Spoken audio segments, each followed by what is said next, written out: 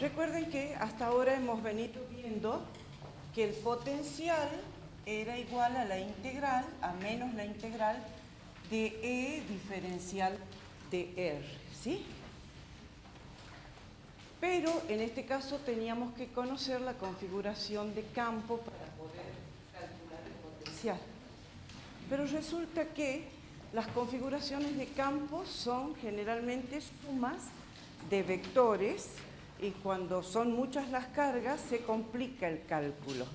Sin embargo, nosotros podemos encontrar una función inversa que nos permita sumar potenciales, ya que los potenciales son escalares, ¿sí?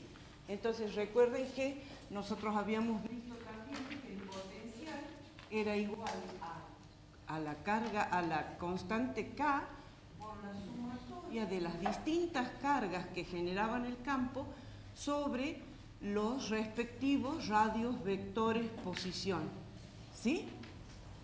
Entonces, existe una función. Si nosotros ahora derivamos la ecuación anterior, decimos el diferencial de B va a ser igual a menos E por diferencial de R. Y aquí vamos a ver un poquito de lo que habían estudiado en matemática, que este diferencial de R, fíjense, es moverme desde un punto que tiene coordenadas X, Y, Z hasta otro punto. A ver, vamos a dibujar que este punto está en la arista de un cubo. A ver si se puede ver en 3D, pretendo que se vea en 3D. ¿Sí? Entonces, este es mi punto que tiene coordenadas X, Y y Z y me voy a mover hasta la diagonal opuesta, es decir, hasta este otro punto que va a tener coordenadas X más diferencial de X, Y más diferencial de y Z más diferencial de Z. ¿Se comprende? Entonces, mi diferencial de R va a ser moverme desde este punto hasta la diagonal opuesta del cubo. ¿Se comprende el dibujo? No soy buena en 3D, pero quiero que, si no se entiende, lo dibujamos solo los puntitos. ¿Está bien? Bien. Entonces, fíjense, si trabajamos con este diferencial de B, decimos entonces, la diferencia de potencial entre este punto de coordenadas X, Y, Z y el potencial en el punto de coordenadas X más diferencial de X, Y más diferencial de y Z más diferencial de Z va a ser igual, entonces, de acuerdo a las reglas del cálculo que han estudiado en análisis, esto es la derivada parcial de B con respecto a X por diferencial de X, más la derivada parcial de B con respecto a Y por diferencial de Y, más la derivada parcial de B con respecto a Z por diferencial de Z. ¿Por qué tomo derivadas parciales? Primero, porque es una función de tres variables. Y segundo, porque, ¿cómo consideramos? Siempre considero que cuando estoy derivando con respecto a una de las variables, las otras dos se mantienen constantes. ¿Se entiende? Bien. Sí, hola. Por otro lado, si venimos al segundo término de esta ecuación, decimos E diferencial de R, fíjense que el diferencial de R es moverme desde X, Y, Z a X más diferencial de X. Entonces, ¿cuánto va a ser el E diferencial de R? La componente X por diferencial de X, más la componente Y por diferencial de Y, más la componente Z por diferencial de Z. ¿Está bien? ¿Te quieres sentar en esta silla? Bueno. Si reemplazamos estas dos en la ecuación 1, ¿qué voy a obtener? Fíjense, voy a obtener que la derivada de B con respecto a x diferencial de x más la derivada de b con respecto a y diferencial de y más la derivada de z con respecto, perdón, la derivada de b con respecto a z diferencial de z es igual, sí. Es igual entonces a la componente del campo en la dirección x por diferencial de x más la componente, perdón, a menos, ¿sí? Porque allá está la ecuación, recuerden que era menos, la componente en y diferencial de y más la componente del campo en la dirección z diferencial de z.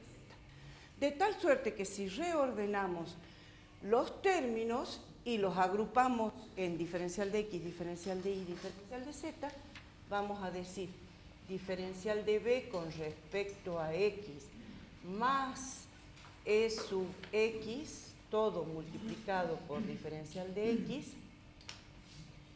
más ahora la derivada de b con respecto a y más e sub y, todo multiplicado por el diferencial de y por último la derivada de b con respecto a z más e sub z multiplicado por diferencial de z, esto es igual a 0. ¿Está bien? Vuelvo a repetir, hace rato dije, siempre tengo en cuenta una derivada parcial considerando los otros dos términos constantes, con lo cual, ¿qué estoy queriendo decir? Estoy queriendo decir que, perdónenme si escribo de este lado, ¿veían? ¿No? Para no desordenar el pizarrón, un poquito, ¿sí? Entonces, ¿esto qué quiere decir? Que la derivada de b con respecto a x más e sub x es igual a 0, ¿está bien? ¿Cuándo digo esto? Manteniendo diferencial de x distinto de 0 y los otros dos igual a 0, porque si dije son constantes, al derivarlo se me hacen 0, ¿está bien? Repito lo mismo con el término en y, suponiendo que diferencial de x y diferencial de y ahora son 0, porque si eran constantes, entonces voy a decir que la derivada de b con respecto a y más e sub y es igual a 0. Y por último, con la misma consideración, considerando que diferencial de x y diferencial de y ahora son 0 y diferencial de z no, la derivada de b con respecto a z más e sub z es igual a 0. Con lo cual, de esto voy a concluir que la componente del campo en la dirección x es igual a menos la derivada del potencial con respecto a x.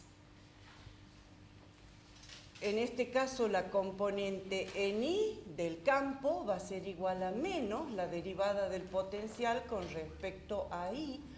Y por último, la componente del campo en la dirección z va a ser igual a menos la derivada del potencial con respecto a z. Y ahora vamos a recordar una operación que vieron en análisis matemático, que es justamente el gradiente de una función.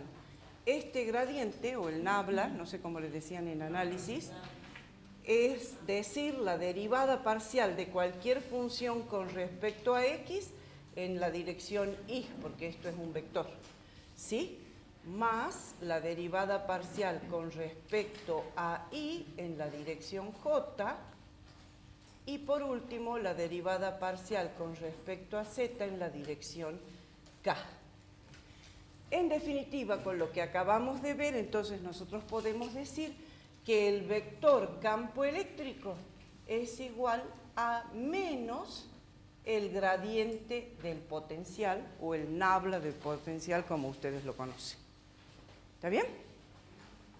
Pero no se asusten, esto es solamente la justificación teórica para que apliquemos después en los ejercicios.